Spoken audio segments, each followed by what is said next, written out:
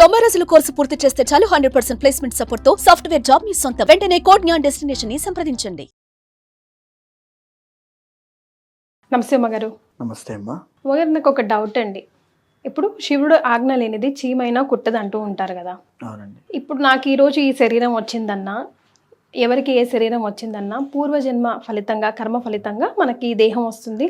Already అన్ని fixed, బ్రహ్మరాతని ఈశ్వరుడు కూడా చేంజ్ చేయలేరు అని అంటూ ఉంటారు కదా.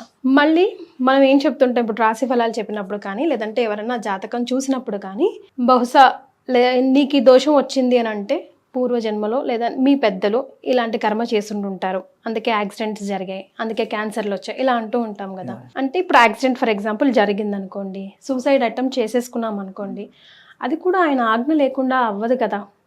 మరి ఎందుకు అది తప్పిదంగా మనం చూసుకుంటాం? తప్పు ఇది. లేదంటే ప్రేతాత్మలు సడన్ డెత్ అయిన వాళ్ళవే అవుతూ ఉంటారని అంటారు. ఆయన పర్మిషన్ లేదే మన చావు ఇక్కడ డిసైడ్ కాలేదు కదా. మరి దీన్ని ఎలా చూసుకోవాలి? నాకు ఎప్పుడు ఈ డౌట్ ఎప్పుడు ఉంటుందండి. మీరు ఇక్కడ శివుడి ఆజ్ఞ లేనిదే చీమైనా కుట్టదు అండ్ రెండవది కర్మ అనేటువంటిది పదాన్ని వాడారు. కర్మ వల్లనే మనకి ఈ శరీరం వచ్చింది కదా అని వాడారు. కర్మ అనే దాంట్లో మీకు అసలు ఏమేమి కర్మలు ఉంటాయో ఒకసారి తెలుసుకోవాలి. ఫస్ట్ ఆఫ్ ఆల్ సంచిత కర్మ ఉంటుంది. సంచిత కర్మ అంటే ఫర్ సపోజ్ మీరున్నారు, మీరు అంటే మీ శరీరం కాదు, మీరు ఎన్ని జన్మల నుంచి ఏ జన్మలు ఎత్తి ఉండొచ్చు. బికాస్ కుక్క జన్మ, పంది జన్మ, ఏదైనా అయినొచ్చు, నేనైనా మీరైనా. అన్ని జన్మల నుంచి మీరు ఏ మనిషి జన్మ ఎత్తినా, పురుషైనా స్త్రీ అయినా, అప్పటి నుంచి మీరు చేసిన కర్మలు ఉంటాయి కదా, పాపమైనా పుణ్యమైనా ఏదైనా, దాన్ని మీరు వెంట పెట్టుకొని వచ్చేటువంటిది. దాని ద్వారా మీరు ఈ యొక్క జన్మలో మీరు ఈ శరీరంతో పుట్టడానికి కారణమైనటువంటిది, ఇప్పుడు మీరు ఇలా మీ అవయవాలు పనిచేయడానికి కారణమైనటువంటిది, మీరు సౌకర్యవంతమైన జీవితానికి గడపడానికి కారణమైనటువంటిది, మీ జీవితంలో ఏమైనా కష్టాలు ఉంటే వాటికి కారణమైనటువంటిది సంచిత కర్మ. ఓకే. ఇప్పుడు మీరేదైతే చేస్తున్నారో దానికి కారణం ప్రార్థ కర్మ. సో మీకు అర్థమైందా పాయింట్? మీరు ఏదైతే చేస్తున్నారంటే, ఉదాహరణకి నేను సింపుల్ ఎగ్జాంపుల్ చెప్తా. మీరు ఒక రోడ్డు మీద నడుచుకుంటూ వెళ్తున్నారు, నార్మల్గా మీరు ఏదో మాట్లాడుకుంటూ ఏదో వెళ్తున్నారు. ఒక వ్యక్తో ఒక స్త్రీయో ఎవరో వచ్చి మమ్మల్ని తిట్టింది, బాగా అసలు బండ బూతులు తిట్టింది. మీకు అసలు ఎందుకు తిట్టిందో కూడా తెలియదు, మీ తప్పేమీ లేదు. సో ఇప్పుడు ఆమె వచ్చి మిమ్మల్ని తిట్టింది. సో ఆమెతో తిట్టించుకోవడము మీ సంచిత కర్మ. ఓకే. ఇప్పుడు మీ చేతుల్లో ఉండేటువంటి పని, తిడతారా, తిరిగి కొడతారా, లేకపోతే ఆమె పాపాన్ని ఆమె పోతుందిలే, క్షమాపణ చెప్తుందిలే, నేను తప్పు చేయలేదు కదా వదిలేస్తారని మీ చేతుల్లో ఉంటుంది.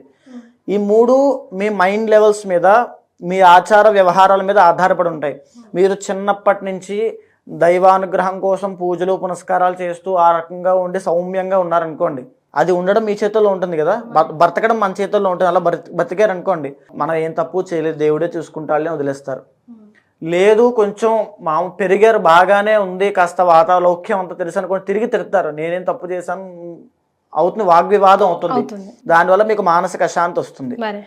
మీరు చిన్నప్పటి నుంచి రౌడీలతో మీకు స్నేహం ఉంది, మీరు మాంసాహారం ఇవన్నీ ఎక్కువ తిన్నారు, టెస్టోస్టెరాన్ లెవెల్స్ బాగా ఎక్కువ ఉన్నాయి, రజోగుణ సంపన్నంగా ఉన్నారనుకోండి, తిరిగి కొడతారా? ఆ లేడీస్ ఉన్నారా లేదా? కొడతారు. అప్పుడు ఏం జరుగుతుంది? హాస్పిటల్కైనా వెళ్ళొచ్చు, జైలుకైనా వెళ్ళొచ్చు, ఏదైనా జరగచ్చు. సో మీకు అర్థమైందా? ఇక్కడ మనం ఏం చేస్తున్నాం అనేది మన చేతుల్లో ఉంటుంది. ఏదర్ తిట్టడమా, కొట్టడమా, రామాయణం చదవడమా, సూసైడ్ చేసుకోవడమా, దైవానుగ్రహం కోసం దైవ కీర్తన చేయడమా మన చేతుల్లో ఉంటుంది. మనకొచ్చే పరిస్థితులు బాణాల్లాగా అప్పులు, సంసారము, జీవితము, కష్టాలు, బాధలు, కన్నీళ్లు, ఇవన్నీ సంచిత కర్మ. వాటిని ఎదుర్కొని నువ్వు ఏ డెసిజన్ తీసుకుంటావు, నెక్స్ట్ స్టెప్ నువ్వు ఏం చేస్తావో మన చేతుల్లో, మీ చేతుల్లో ఉంటుంది. దట్ ఈస్ ప్రారబ్ధ కర్మ. సో మీకు ఇప్పుడు శివ ఆజ్ఞ లేనిదే చీమైనా కుట్టదు అనేటువంటి పదాన్ని శివుడి యొక్క ప్రాధాన్యతని, ఆయన యొక్క గొప్పతనాన్ని తెలియజేయడం కోసం వాడతారు. నిజానికి అలాగ అందరి చేత శివుడే చేస్తూ ఉంటే రావణాసుడికి శివుడు చెప్పాడా సీతాదేవిని తీసుకెళ్ళిపోమని? కాదు కదా. లేదా పాండవుల్ని కౌరవుల్ని కొట్టుకోమని చెప్పాడా? లేదు కదా. సో అది పదాన్ని శివుడి యొక్క గొప్పతనాన్ని, ఆయన యొక్క శక్తిని, సామర్థ్యాన్ని తెలియజేయడం కోసం మాత్రమే వాడతారు. శివుడు కూడా కర్మని అనుభవించాడు కదా.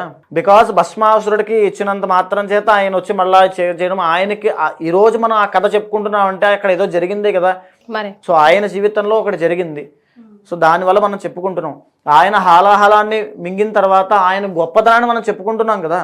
ఆయన కూడా కర్మని అనుభవిస్తున్నాడు కదా, అది పుణ్యం చేశాడు, ఒక దైవ కార్యాన్ని సృష్టి కార్యాన్ని చేశాడు, దానికోసం మనం పొగుడుతున్నాం. భస్మాసుర కథ నుంచి మనం అపాత్ర దానం చేయకూడదని ఉదాహరణగా చెప్పుకుంటూ ఆయన గురించి మనం నేర్చుకుంటున్నాం కదా.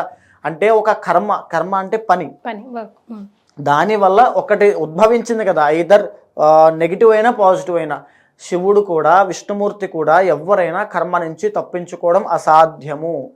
అది కర్మానుభవాన్ని అనుభవిస్తూనే, ఉదాహరణకి రామదాస్ తీసుకోండి, రామదాసు జైల్లో ఉన్నాడు, ఉన్నప్పటికీ కూడా రాముడిని వదలలేదు. సో ఉన్నాడు కదా, వదిలేసుకుంటే రామదాసు ఉండడు, ఆ కథ మనకు తెలియదు, వినం కూడా మనం. ఆ పాయింట్లో కూడా ఆయన నేను రాముడినే పట్టుకుని ఉంటానని పట్టుదలతో పట్టుకుని ఉండడమే ప్రారబ్ధ కర్మ, అదే భక్తి. నాకు చాలా మంది అనుకుంటూ ఉంటారు, నాకు ఈ రోజు ఏదో ఇంట్లో అశుభం జరిగింది, ఎవరో చనిపోయారు, మీకు దేవుడు లేడని ఫోటోలు ఇసిరేస్తుంటారు, అదే అజ్ఞానము. సో అది సంచిత కర్మ, అది అలాగే జరిగి తీరుతుంది. దాని నుంచి మనం నెక్స్ట్ స్టెప్ ఏం చేస్తాం అనేటువంటి మన చేతుల్లో ఉంటుంది. నువ్వు వైరాగ్యంలో వెళ్ళిపోతే ఎవరికి కావాలి, నాస్తికుడిగా అయిపోతే ఎవరికి కావాలి, లేకపోతే హేతువాదిలో అయిపోతే ఎవరికి కావాలి? భగవంతుడికి వినిపించేలా ఉండాలి, కనిపించేలా ఉండాలి. సో నేను చెప్పే మాట వినిపించేలాగా కనిపించేలాగా. ఏదో గబగబా వెళ్ళిపోయి కొబ్బరికాయ కొట్టేస్తే ఆ కొబ్బరికాయ కోసం దేవుడైనా పాకులాడుతూ ఉంటాడా? కాదండి. వినిపించడము కనిపించడం అనేది భక్తి దగ్గర నుంచి వస్తుంది. కన్నప్ప కుందేలు నైవేద్యం పెట్టాడు, స్వామి స్వీకరించాడు కదా, కాలుతో తండ్రి స్వామి స్వీకరించాడు కదా. సో తర్వాత కళ్ళు పీకి పెట్టాడు. ఏంటి అక్కడ తెలియలేదు ఆయనకి, మన భేదం తెలియలేదు. స్వామికి నాకు నేనే స్వామి నేననే స్థితిలోకి వెళ్ళిపోయాడు కాబట్టి ఆయన ఆ స్థాయిలో ఆ పని చేసిన స్వామికి అనుకరించాడు. దట్ ఈస్ భక్తి. మనం వినిపించేలాగా కనిపించేలా స్వామి కోసం చేయాలి. రావణాసురుడు అంతటి రాక్షసుడికి వరాలు ఎందుకు ఇచ్చాడండి స్వామి?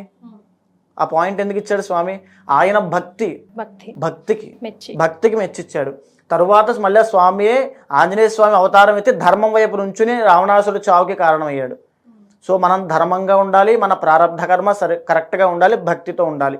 అప్పుడు ఏదైనా జీవితంలో సాధించవచ్చు. తెలిసి తెలియక పోయిన జన్మలో ఏం చేశామో తప్పు మనకు తెలియదు, కానీ అది క్యారీ ఫార్వర్డ్ అవుతుంది. ఈ జన్మలో మనం మళ్ళీ దానికి అనుభవించాల్సిందే కదా. తప్పకుండా అండి. ఇప్పుడు మీ మాటల్లోనే చెప్పారు, ఈశ్వరుడికి పరమేశ్వరుడికే తప్పలేదు, కర్మని ఎవరైనా అనుభవించాల్సిందే అని. కానీ మనకంటూ ఈ కర్మభూమిపై వచ్చిన తర్వాత, ఈ పుణ్యభూమిపై జన్మ తీసుకున్న తర్వాత ఏమైనా ఆల్టర్నేట్స్ ఉన్నాయా? క్షమాభిక్ష, భక్తి. సో మళ్ళీ మీకు ఒక డౌట్ రావచ్చు, అంటే మరి అనుభవించకుండా శివుడే అనుభవించారు కదా, మనం అనుభవించకుండా పూజల ద్వారా ఎలా పోతుంది అనుకుంటున్నారు. అంటే కొండంతలది గోరంతలో పోతుందేమో కానీ మొత్తం అయితే పోదు కదా.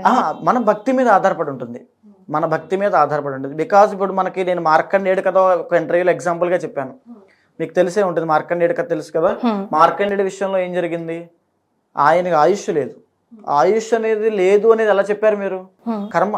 ఆయనకు ఆయుష్ లేకపోవడం అల్పాయుష్ గండం అనేటువంటి జ్యోతిష్ శాస్త్రంలో ఉంటుంది, కర్మ వల్ల వచ్చింది. యమధర్మరాజు వచ్చి ఆయుష్ తీయడానికి వచ్చాడు. ఓకే, యమధర్మరాజు ఎవరు? కర్మని అక్కడ అనుభవింపచేసేటువంటి ప్రతినిధి. ఓకే, ఆయన ఏం చేస్తున్నాడు? స్వామికి పూజ చేస్తున్నాడు. మార్కండేయుడు చిన్న పిల్లవాడు. అంతటి ఆయన వచ్చినప్పటికీ కూడా ఆయన లొంగకుండా ఏం చేశాడు? బయటికి యమధర్మరాజు వచ్చి మీ ముందు నుంచుంటే మీరు చెయ్యను కాదు అనే పదం మీ నోట్లోంచి వస్తుందా? అసలు మాట నోట్లోంచి పలుకుతుందా? అయినా అంత కాన్ఫిడెంట్ గా చెప్పాడంటే లోపల ఎంత భక్తి ఉన్నట్టు. సో ఒక్కసారి ఆలోచించండి, మార్కండేయుడి పాయింట్ ఆఫ్ వ్యూలో ఆలోచించండి. ఎదురుగా శివుడు, మనం శివుడి గుళ్ళో ఉన్నప్పుడు ఫోన్ వస్తేనే ఫోన్ పక్కన పెట్టి వచ్చేస్తాం, గుళ్ళోంచి పక్కకి వచ్చేస్తాం. కానీ ఎదురుకుండా ఉన్నది సాక్షాత్తు శివుడే అని నమ్మాడు కాబట్టి వచ్చింది. యమధర్మరాజు అయినా పక్కకి పెట్టుకుని ఆయన పూజ చేసుకున్నాడు. అది భక్తి అంటే. బయటికి రమ్మన్నాడు, నేను రానన్నాడు, రానన్నాడు, పాశం వేశాడు, కౌగిలించుకున్నాడు, శివుడే వచ్చాడు, ఒక తన్నుదన్నాడు. అక్కడ ఏం జరిగింది? భక్తి మాధ్యమంగా మారింది. రావణాసురుడికి శివుడిని ప్రత్యక్షం చేసుకోవడానికి 1000 సంవత్సరాలు పట్టింది. కైలాసాన్ని ఎత్తాల్సి వచ్చింది, పేగులు తెంపి రుద్రవేణ వాయించాల్సి వచ్చింది. కానీ మార్కండేయుడికి 10 నిమిషాలు పట్టింది. బికాస్ భక్తి ఎక్కడ పరిపూర్ణంగా ఉంటుందో, భక్తి ఎక్కడ నిర్మలంగా ప్రశాంతంగా, అది ఎక్కడ డీవియేషన్ రాకుండా ఉంటుందో అక్కడ స్వామి ఉంటాడు. ఆ నమ్మకము అక్కడ ఉన్నది. ఇప్పుడు మనం చూస్తూ ఉంటామండి, ఇప్పుడు శివాలయానికి సోమవారం వెళ్ళి నేను మంచి ఉద్యోగం వచ్చేయాలని కోరుకుంటూ ఉంటాడు, మళ్ళా శనివారం వెళ్ళి ఇంకో వెంకటేశ్వర గుడిలో కోరుకుంటూ ఉంటాడు. అంటే ఏంటి? అక్కడ ఆల్రెడీ అడిగాడు కదా, మళ్ళీ ఇక్కడ ఎందుకు అడిగాడు అంటే పూజించడం తప్పు కాదు, అక్కడ చెయ్యడేమో అని ఒక నమ్మకం ఉండడం వల్ల కదా మళ్ళీ ఇంకో గుడికి రావడం జరిగింది. అక్కడ వర్కౌట్ అవ్వదేమో అంటే ఆల్టర్నేట్ ఇది కాకపోతే ఇది అలా కాదు. నేను ఇప్పుడు ఒక ఎగ్జాంపుల్ చెప్పా, యమధర్మరాజునే తన్ని ఆయన ఎదుర్కొన్న విగ్రహం ఉంది, అప్పటి వరకు శివలింగం ఉంది అంతే, శివుడేం లేడు. ఆయన భక్తికి శివుడే దిగొచ్చేసాడు. అది భక్తి, ఆ నమ్మకం పెట్టాలి. ఇప్పుడు ఏదైతే నేను చేస్తున్నానో కర్మ ప్రాయశ్చిత్త రుద్ర తంత్రము అలాంటిదేనమ్మా. మార్కండేయుడు ఎలా అయితే శివుణ్ణి ప్రసన్నం చేసుకుని తన కర్మ అనేటువంటి బాలరిష్ట దోషాన్ని అల్పాయుష్యఖండాన్ని తొలగించుకుని చిరంజీవిగా ఇప్పటికీ బ్రతికే ఉన్నాడో, అలాగే మనం మహాశివరాత్రి పర్వదినాన్ని పురస్కరించుకుని రాత్రి అంతా కూడా ఏకాదశ రుద్రాభిషేకములు, లక్ష బిల్వార్చన, తర్వాత శివుడికి శాంతి కళ్యాణము, రుద్రహోమము, మహాలింగ దీపార్చన, సో అమ్మవారికి లలితా సహస్రనామ పారాయణ, ఇవన్నీ కూడా నిర్వహిస్తున్నాం. ఇక్కడ అన్నిటిలో మనం చూడాల్సింది భక్తి. సో భక్తియే మనకి ఎక్కడైనా చేసుకోవచ్చు కదా, ఇక్కడికి ఎందుకు రావాలని కూడా అనుకుంటూ ఉంటారు. సో ఇక్కడ కలియుగంలో ఆ భక్తిని పూజ రూపంలో చెప్పబడ్డారు. ఏ గ్రహమైనా ఏ దేవత అయినా అనుగ్రహించాలంటే జప, పారాయణ, అర్చన, అభిషేక, హోమములు ఒక ప్రక్రియగా మహర్షులు చెప్పబడ్డాయి.